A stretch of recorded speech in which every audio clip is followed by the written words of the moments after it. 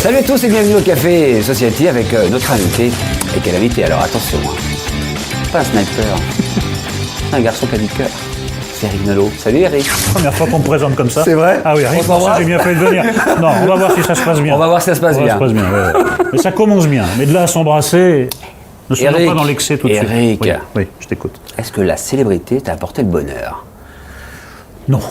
Non, là, c'est pas. Non, la célébrité, c'est pas fait pour apporter le bonheur. La célébrité, c'est fait pour apporter l'argent. Et quand on a l'argent, on a l'indépendance. C'est-à-dire qu'on peut repousser les casse-couilles, alors que quand on est pauvre, on ne peut pas repousser les casse-couilles. Les casse-couilles envahissent votre vie. On ne fait pas ce qu'on veut. On est obligé d'accepter des choses qu'on ne devrait pas accepter si on avait les moyens de les refuser. Donc moi, la notoriété m'a apporté l'indépendance. Le bonheur, non. Le bonheur, c'est ailleurs. La vraie vie est ailleurs que dans la célébrité, heureusement. Dis-moi, Eric. Oui. Dis-nous, Eric. Je suis là pour te dire. Oui. Qui est vraiment Eric Zemmour? Tu sais, à l'ardisson, de la musique, etc.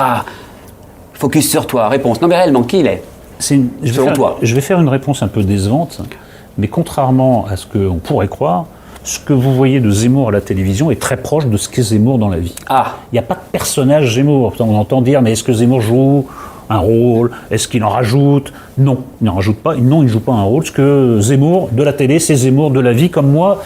Ceux qui me connaissent disent qu'il n'y a pas de grande différence entre moi à l'écran et moi en dehors de l'écran. Moi, j'aime bien discuter, j'aime bien le débat, j'aime bien la castagne.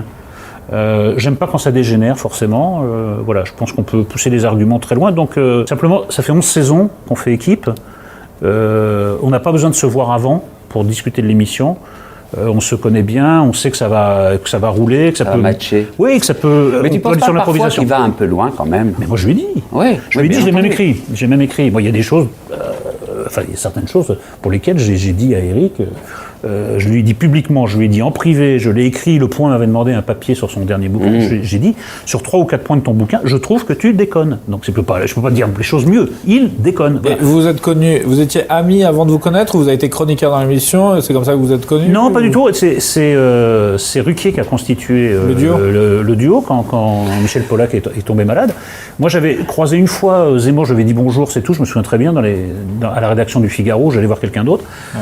Et vraiment, l'équipe s'est constituée quand on s'est assis tous les deux, et on ne pouvait pas savoir que ça prendrait cette tournure. Et d'ailleurs, quand Ruquier a mis fin à notre aventure, moi, c'était la fin de Zemmour et Nolot aussi. J'ai même pas pensé, pour ça que je suis plus quelqu'un du livre que de la télé en réalité. J'ai même pas pensé qu'on pourrait reformer l'équipe pour autre chose. Non. La dernière émission, je me suis dit, bah voilà, c'est fini avec Zemmour, je sais pas ce qui va se passer ensuite. Il y a 5 producteurs à Paris qui ont eu l'idée en disant... Tout de suite. D'entrée, c'est-à-dire 5 producteurs vous ont contacté. Salut Eric. Comment on fait les équipes? On y va. On a eu tout, on a eu 20 coups de fil. Alors c'était quoi les propositions qu'on vous faisait avant que ça arrive, évidemment, sur Paris Première avec Zemmour et Nolot? Il y a tout eu, il y a eu des propositions de faire des quotidiennes. Par exemple, de faire une sorte d'access prime time tous les jours. Il y a eu des propositions aussi séparées. Sur quelle chaîne? Sur France Télévisions? Non, pas sur France Télé, non, je pense qu'on n'était pas très bien vu là sur France Télé, je crois. Donc sur une chaîne de la TNT peut-être? Oui, il y a eu. Enfin, là j'ai plus ça parce que. Tu t'en souviens déjà plus? Ça fait un moment, hein. Oui. Zemmour et Nolot et Ça balance à Paris, c'est tout sur Paris Première. Oui, c'est tout sur Paris Première, oui. D'abord parce que j'aime beaucoup producteur Pierre-Antoine Capton. Ouais. C'est lui qui m'a fait. Qui t'a fait confiance. Qui m'a fait confiance. J'ai fait presque toute ma carrière avec lui. Et comme j'avais déjà Ça balance à Paris, ils m'ont dit garde Ça balance à Paris, mais on fait Zemmour et Nolot. Donc voilà, c'est rare d'avoir 2 émissions. Donc, mais voilà. Donc il y avait quoi d'autre comme émission qu'on t'a proposé? Donc au-delà d'une quotidienne? La ferme célébrité. Si on m'a proposé la ferme célébrité. Non. Bien. Oui, Eric, quand t'as proposé la ferme célébrité, pourquoi tu as dit non? Je crois que la réponse est dans la question. Hein. Elle est vachement intéressante. Pourquoi tu as dit non à la ferme célébrité? Je pense que la réponse est... On t'a proposé la ferme célébrité à toi, Eric. Je crois bien. Tu as dû te sentir un peu vexé. Mais on nous a même proposé des trucs, là, séparément. D'autres choses. Les anges. Tout, sur des émissions sur le sport. Oui, mais toi, tu as une vraie compétence que tu adores le foot. Oui, moi je suis un grand fan de foot. Alors, quoi d'autre comme émission? On veut tout savoir. Non, on m'a proposé beaucoup d'émissions politiques, beaucoup d'émissions culturelles, mais c'était des concepts un peu d'être chroniqueur aussi. Moi, j'en avais marre d'être chroniqueur. Moi, je préfère être animateur. Tu gagnais pas assez bien ta vie. C'est pas ça. C'est que quand on a goûté au fait d'être animateur, on veut plus redevenir chroniqueur. Quel souvenir gardes-tu de On n'est pas couché, parce que ça a quand même duré 5 saisons? Moi, j'ai pas pris la mesure de la chose. Tout d'abord, quand j'ai commencé, quand on a commencé avec Zemmour, on intervenait en milieu d'émission. C'est moi après qui ai dit à Ruquier, mais pourquoi on n'est pas là dès le début? Parce que moi, j'ai vu les films, pourquoi on fait que l'interview politique, etc. Et j'ai pas pris la mesure parce que moi, la première question que je me suis posée dans la première émission, c'est comment je vais arriver jusqu'au bout. Parce qu'il faisait une chaleur de four, il y avait une pression. J'arrivais en cours de saison et je sentais la sueur rigoler comme ça. Et je me suis dit, il reste 3 heures, comment je vais faire? C'est toute la question que je me posais. Ensuite, j'ai vu qu'en effet, il y avait une petite odeur de scandale, on provoquait assez souvent le scandale, tantôt Zemmour, tantôt moi, tantôt les deux.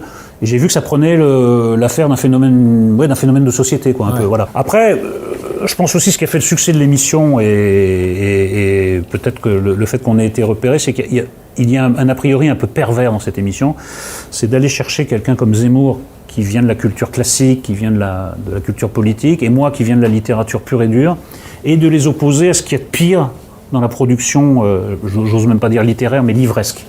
Donc forcément, il y a un chaud et froid qui est déjà posé comme base dont on n'est pas couché. Donc forcément, ça doit clasher. C'est une obligation, c'est presque un C'est pas une obligation.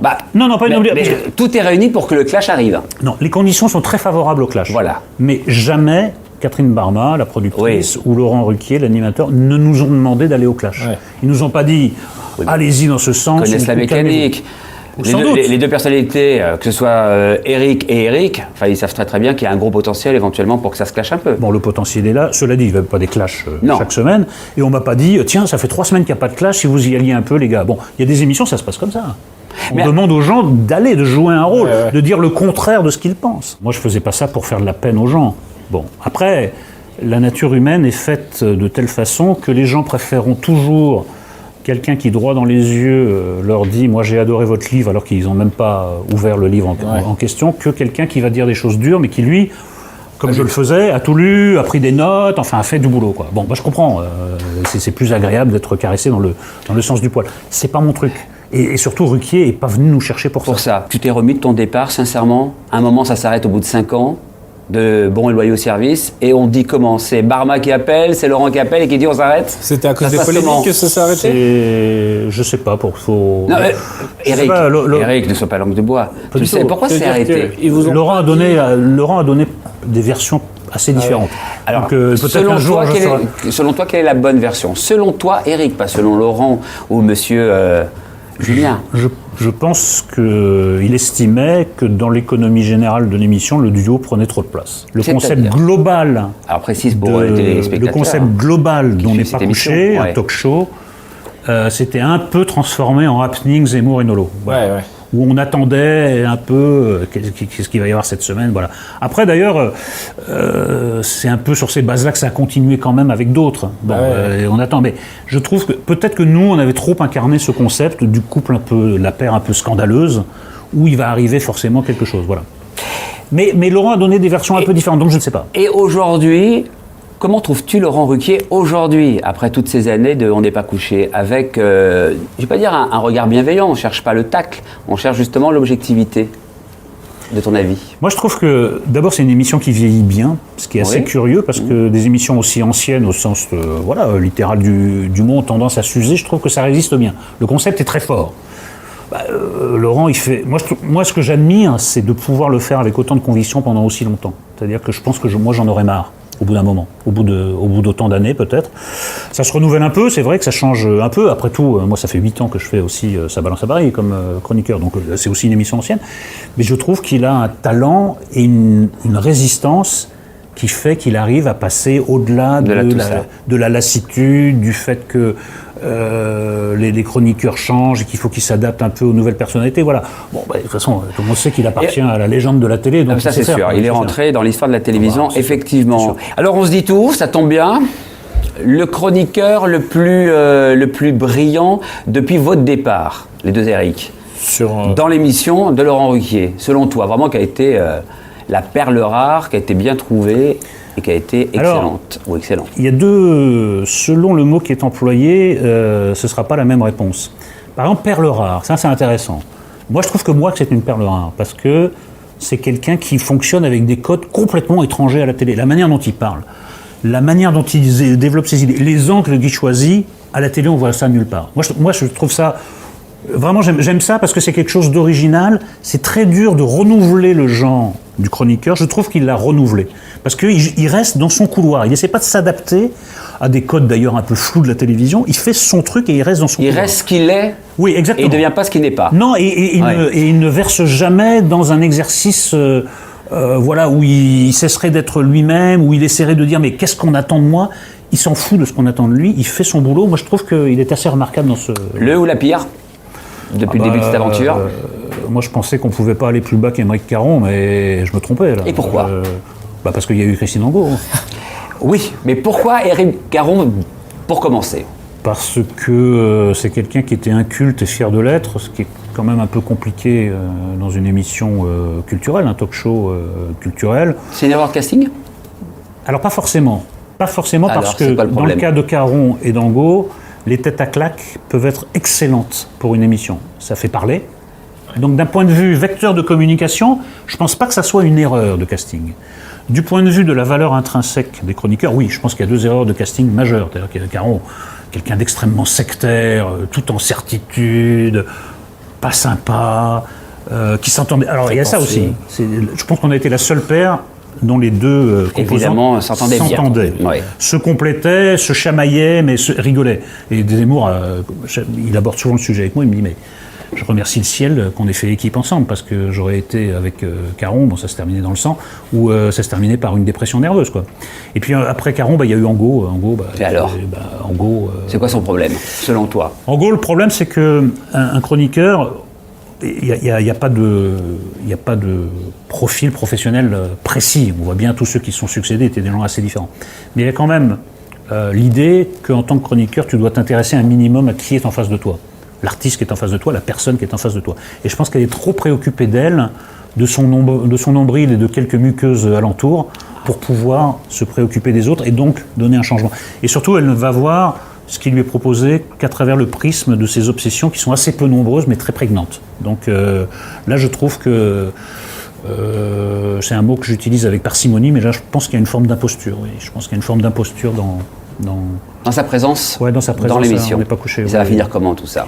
Tu Bah, as des informations en tant que spécialiste aussi non, des médias. je n'ai pas d'informations particulières. Moi, je dis en plus, je parle d'imposture parce que j'ai lu l'intégralité de l'œuvre de Christine Angot. J'ai fait un livre en partie sur elle, qui était une parodie du Lagarde et Michard. Donc on comprend pourquoi vous aimez tant. Oui, et puis j'ai eu une belle à m'en remettre. La lecture de l'intégralité de l'œuvre de Christine Angot, tu t'en remets pas tout de suite. Après, faut te retirer dans un village corse pendant plusieurs mois, en silence. Mais ça peut être formidable.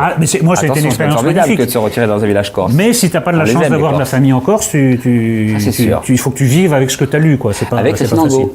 Avec Christine Angot, et ça c'est pas facile, voilà. Sinon j'ai oublié la question que tu me posais en cours de route, mais... Non, mais comment ça va terminer ? Comment ça voilà. va se terminer pour elle ? Parce qu'elle est aussi très critiquée, et parfois c'est très violent sur les réseaux sociaux concernant justement ses critiques, et puis en même temps, elle se fait aussi pas mal clasher par certains invités. Moi, là aussi, je confesse une deuxième erreur. Moi, je pensais qu'elle ne finirait pas la saison. Ah. Mais il se passe quelque chose de très drôle, c'est que je vois que tout le monde sur le plateau est au petit soin avec elle. C'est-à-dire qu'il ne faut pas énerver la diva. C'est-à-dire, c'est comme si tu manipules une bombe. Elle a réussi à se donner un statut.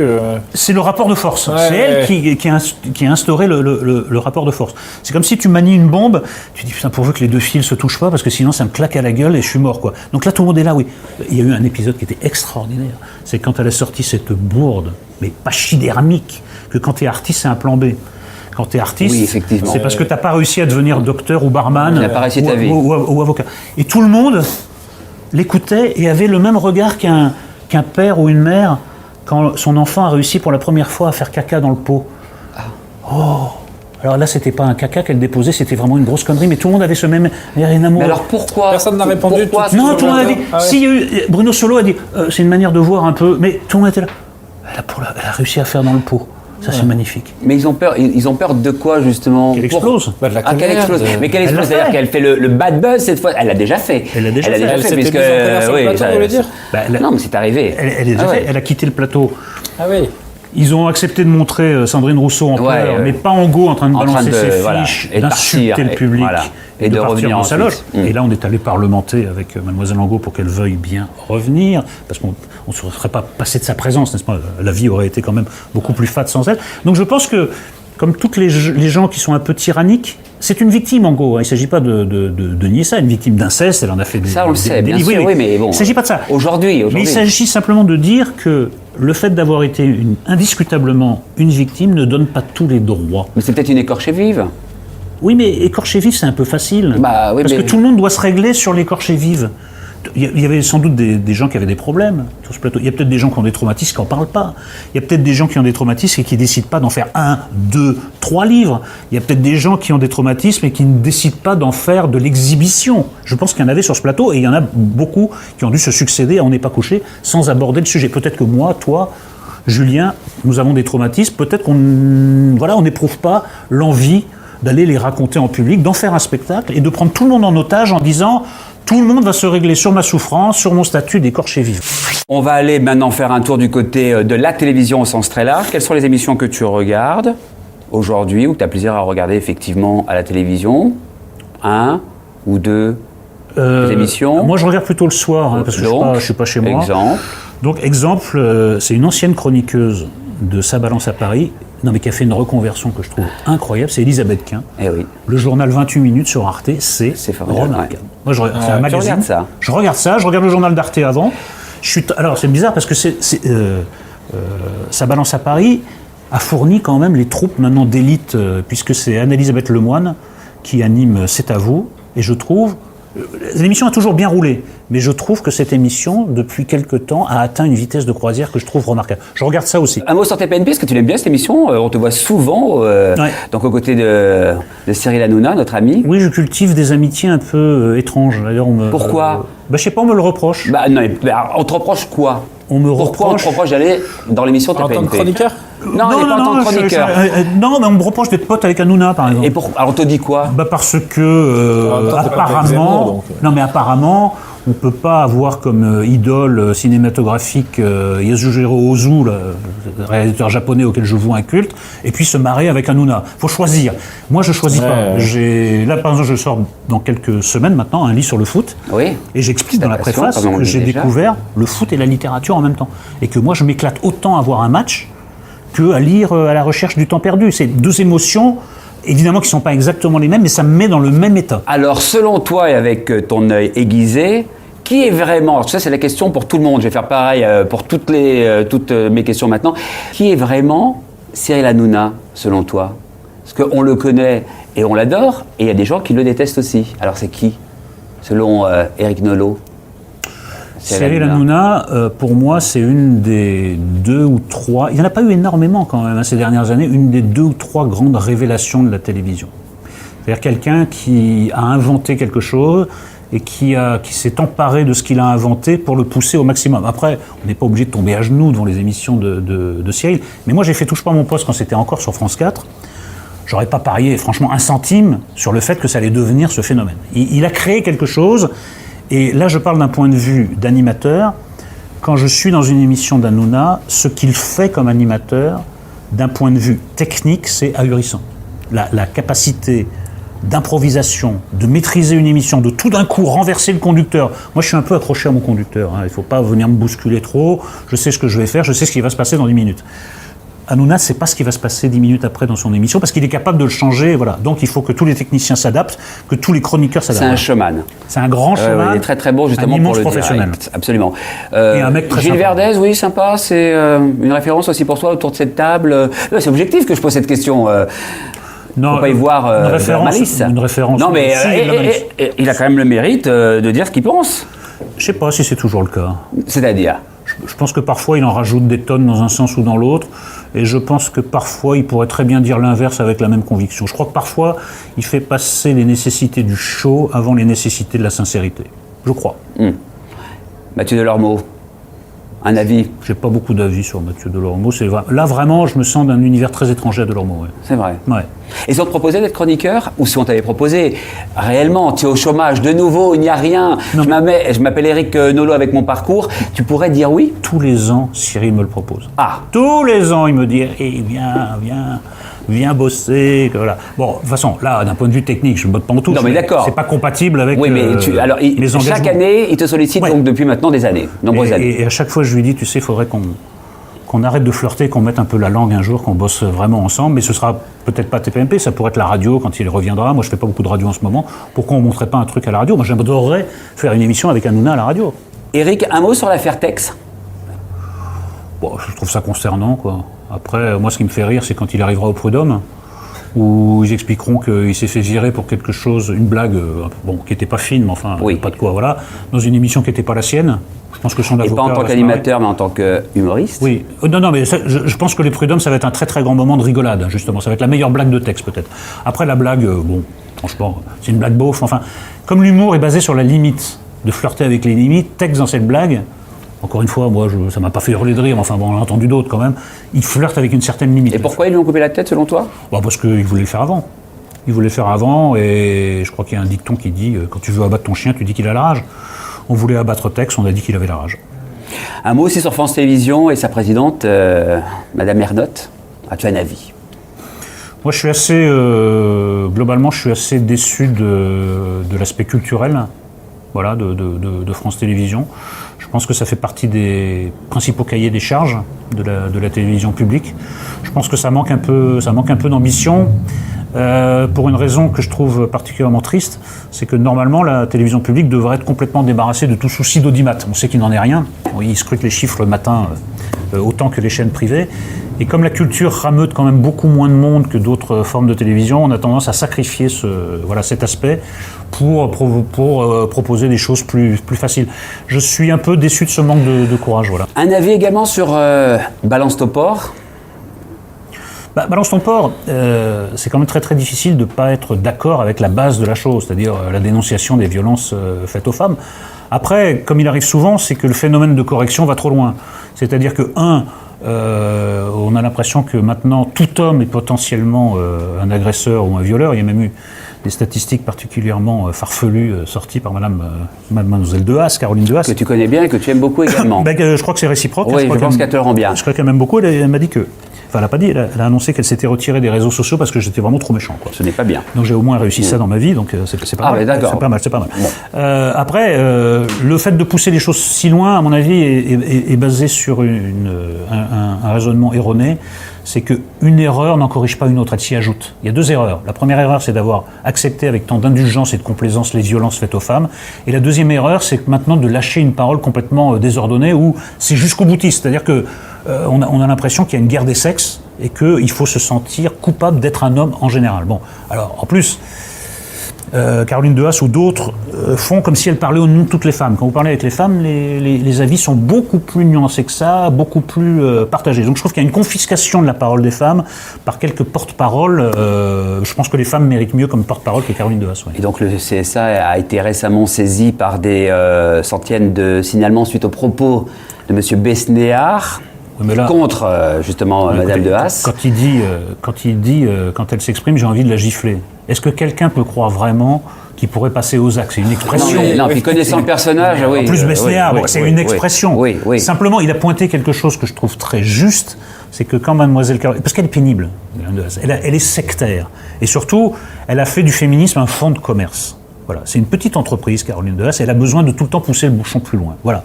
Et c'est vrai que comme elle est très pénible à entendre, très sectaire, quand elle vous dit qu'il fait jour, vous avez envie de lui répondre qu'il fait nuit. Parce que vous n'avez pas envie d'être d'accord avec elle, même quand parfois il lui arrive d'avoir... C'est ça que voulait exprimer Besnéard. Franchement, je vois mal Besnéard aller gifler publiquement Caroline Dehaze. C'est pas sérieux. Julien, dernière séquence de ce rendez-vous.